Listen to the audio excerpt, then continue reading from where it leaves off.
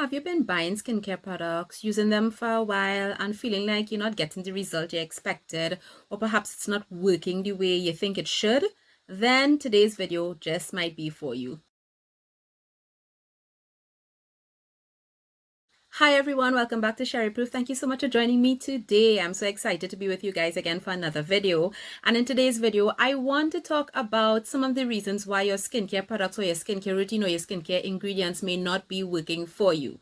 But before we get into it, I just want to say Happy Mother's Day to all of those of you who are moms, or those of you who might be nurturing, taking care of children, those of you who may be reaching out maybe to your niece, your nephew, just providing that support, that love, that encouragement that we really need for our children. I really want to wish all of you a really very specially blessed Mother's Day. I have done videos like this in the past, like common skincare mistakes or things that we probably should be doing. But today I want to zero in on 3 particular ingredients that are commonly used by many people, but if they are not used in the right way, they can create some issues for you, and you may not be getting the results you expect from your skincare routine. The first one is hyaluronic acid. I think I have mentioned this before, but I personally think that the hype around hyaluronic acid is a little bit overrated, and for a number of reasons. I think I mentioned before, for example, that hyaluronic acid is literally in everything. That could actually be a problem. As I continue to delve into the world of hyaluronic acid, I realize there are quite a few things that a lot of us don't know and could be creating particular issues for us. Now, we have heard many times, I've said it before, that hyaluronic acid holds 1,000 times its weight in water, and that's one of the reasons why it is so popular, because when we talk about dehydration of the skin or attracting moisture or hydration to the skin, everybody's talking about hyaluronic acid, and rightly so, because it is able to attract moisture to the skin. Now, something though that has created a little bit of misinformation is that concept of hyaluronic acid being able to hold 1,000 times its weight in water. While that is true of hyaluronic acid that our bodies naturally produce, but in terms of synthetic hyaluronic acid that is actually found in products, there are actually no studies that prove that that type of hyaluronic acid actually holds that much of its weight in water. In fact, there are skincare companies that have actually faced lawsuits because they have made that claim and there is no scientific evidence to back it up. Now, does that mean that we should not use hyaluronic acid? Absolutely not. It does attract moisture to the skin, and that's why it is in so many skincare products. But it is important for us to note that the hyaluronic acid that is naturally produced in our bodies is not the same type that we actually find in skincare products. From the time we turn 30, our natural hyaluronic acid stores in our body actually starts to deplete naturally because of aging, and that's why we start to see the exaggeration of fine lines and dehydration in the skin and all of that. It also is the reason why as we get older, some of our skin types start to change and we find that our skin is actually getting a little bit drier. So hyaluronic acid is that ingredient that is going to help to plump our skin and bring the moisture back, and that's why it is really so useful and a great ingredient to have in your skincare routine. However, the same way we cannot apply collagen topically and expect that to replenish the collagen losses that we have inside of our body, the same thing applies to hyaluronic acid. Hyaluronic acid that is used in skincare products actually stay right on the top layer of the skin, and that's fine because that's where we kind of need it to be to create a temporary plumping effect, and that's the thing. The effect is going to be temporary. This is not going to get very deep into the skin or to actually encourage the additional production of hyaluronic acid within our body.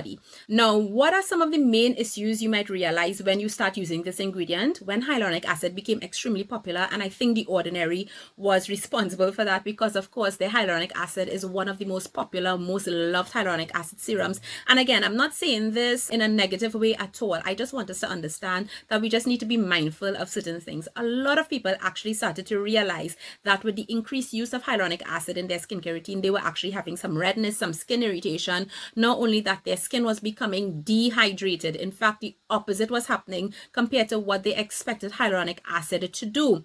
And that was happening for a couple of reasons. One of the things that a lot of people did is they thought that hyaluronic acid was a moisturizer, and hyaluronic acid is not a moisturizer.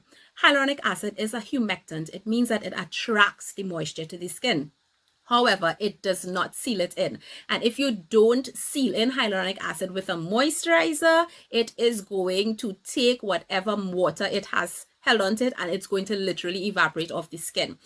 So that's one of the key things that you have to remember. A lot of people try to simplify their skincare routines by probably just using this, and it's not a good idea. If you do have a hyaluronic acid serum or toner or essence in your routine, you want to make sure that you are definitely capping that off, so whatever it has been able to hold on to is going to remain. One of the other mistakes that a lot of people make with hyaluronic acid is that they apply it to dry skin, and that is not how you are going to get the benefit of it. You want to make sure that your skin is damp. It is slightly moist, wet, straight out of the shower, or probably damp because you've just layered on a toner or essence and then you put on your hyaluronic acid serum. That way it's going to have something to grab onto. If there is nothing on the surface of the skin for that hyaluronic acid to actually hold on to and bind, then it can actually pull water out of your skin, the closest source of water that it has, and then you're going to actually find that your skin becomes more dehydrated as opposed to hydrated. And a lot of people are actually adding hyaluronic acid to their skincare routine to get more hydrated skin. Now here's a tip. If you probably have fine lines, for example, I have them around here, expression lines, I have them around my eyes, forehead, different places, and you're probably going to an event, you have a hyaluronic acid serum, that's a wonderful time to use it because it is going to plump up those areas of your skin. It's going to make it look a little more bouncy and all that, but the effect is going to be temporary. Keep in mind as well that a lot of the other products that you're using in your skincare routine will have hyaluronic acid in some form or fashion, literally everything. So most people may not need an additional hyaluronic acid serum or a separate product. There may be people that actually do need it, but most people won't. So keep that in mind because overuse of hyaluronic acid in your skincare routine could actually produce issues.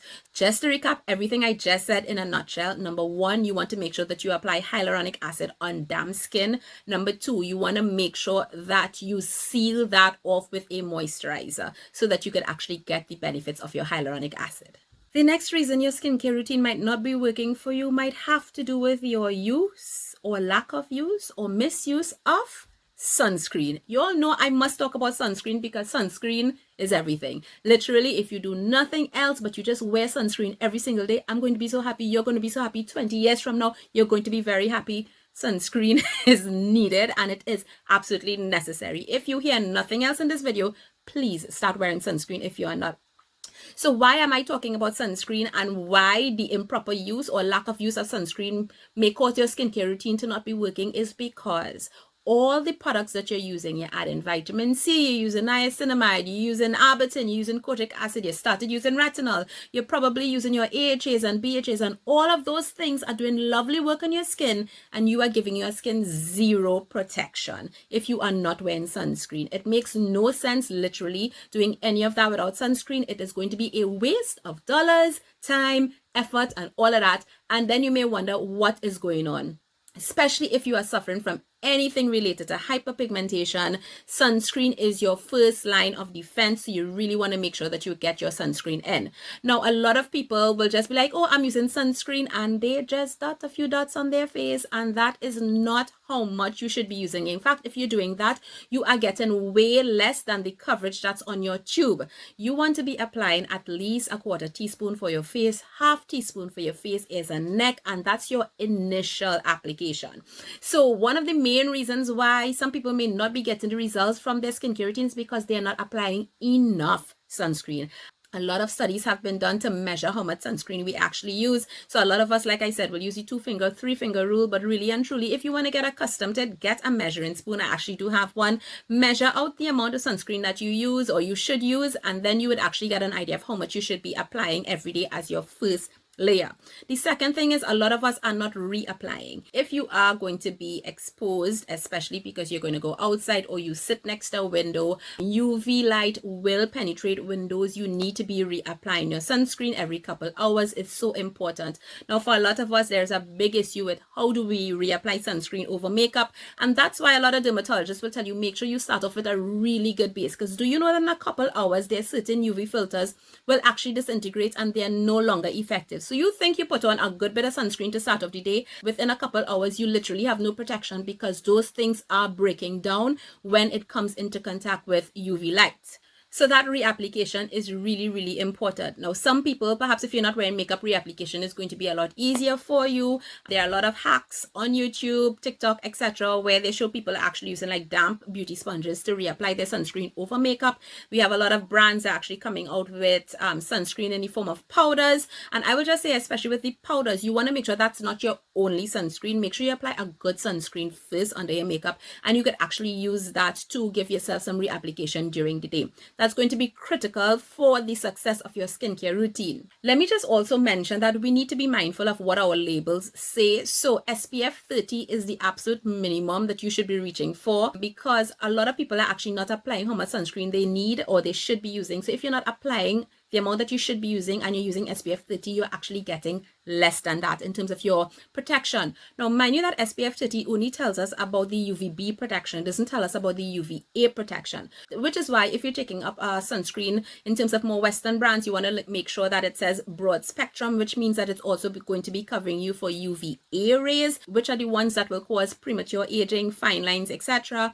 If you're picking up sunscreens from the other part of the world, Asian, European sunscreens and so on, they use different rating systems. So you could look for the PA rating system, the plus, and that will also indicate that you are getting coverage from UVA rays. Another thing when it comes to sunscreen that might be impacting your skincare routine or how effective your sunscreen is that because a lot of us, especially with melanated skin, have issues with white cast, we sometimes want to use the little hack of mixing foundation into our mineral sunscreens to kind of help that white cast or reduce it. Once you mix anything into your sunscreen, you are altering the formula and you're altering the coverage and the protection that you are getting. You really don't want to be mixing your sunscreen with anything else. Don't mix it with oils. Don't mix it with creams. Don't mix it with foundation. Apply it as a separate layer onto your skin.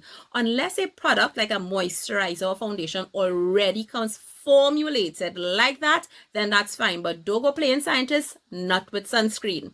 And the other thing that we need to keep in mind when it comes to sunscreen is that a lot of people actually tend to keep their sunscreens in their car, your glove compartment and so on. The heat that's in your car is actually going to cause your sunscreen to expire and break down faster. So you definitely want to avoid that. And also keep in mind that your sunscreen does have an expiry date. But with the amount of sunscreen that we should be using, you should not be having any tubes that expire on you. If tubes are with you like 1 year later and that is the only tube that you've been using, sis, you're not applying enough sunscreen. And finally, third ingredient that I want to talk about in your skincare routine that you may be having issues with or that might be affecting the effectiveness of your skincare routine is benzoyl peroxide. Benzoyl peroxide is not an ingredient I talk about a lot, really, because it's not in my own personal skincare routine. It is a little bit too drying and a little bit harsh for me, but mind you, I have had years of experience with benzoyl peroxide, especially in my late teens, early 20s, when my acne was crazy. But a lot of people use benzoyl peroxide as opposed to salicylic acid and other topical acne treatments because benzoyl peroxide works for them. And if it works for you, then that's completely fine. But keep in mind that benzoyl peroxide is one of those very, very tricky skincare ingredients. And if you are using that for your acne, you may not be able to pair it with as much other skincare ingredients as we may be using in other routines. So benzoyl peroxide actually works really well with hydrating ingredients. So it works well with hyaluronic acid. You could pair it with niacinamide and absolutely with your sunscreen. However, there are some key skincare ingredients that if you're using them in the same routine, you're basically rendering them null and void. One of them is vitamin C. Vitamin C does not pair well with benzoyl peroxide because benzoyl peroxide causes the vitamin C to oxidize and therefore renders it ineffective. So if you are going to use benzoyl peroxide in your skincare routine, you want to make sure that you're using and also use vitamin C. You want to make sure that you're using the benzoyl peroxide and the vitamin C at different times. So if you're using your vitamin C in the day, that's fine, and then use your benzoyl peroxide at night, that's fine, but never together because you're basically going to be wasting your money that you spent on your vitamin C. The other ingredient that I really want to mention that benzoyl peroxide absolutely does not mix well with is retinol and retinoids. Benzoyl peroxide inactivates retinol. So again, if you are going to be using benzoyl peroxide, and you also want to use retinol, alternate them in your nighttime skincare routine, but not in the same skincare routine. If you've been using these ingredients together and wondering like what's happening, maybe the acne is decreasing, but you're not getting the brightening effects or the fading effects of vitamin C, or you're not seeing the effects of your retinol, it's probably because of this reason. Benzoyl peroxide absolutely does not play well with them, and literally make the rest of the skincare routine, you know, no sense. So guys, I hope this video was helpful. Have you tried any of these combinations? Have you been making any of these errors? Have you changed any of these things? Perhaps you were doing it before and you've realized that something was not working too well in your skincare routine. I'd love to hear it below. Let me know what types of videos you guys want to see, and I'll see you again soon. Take care. Bye.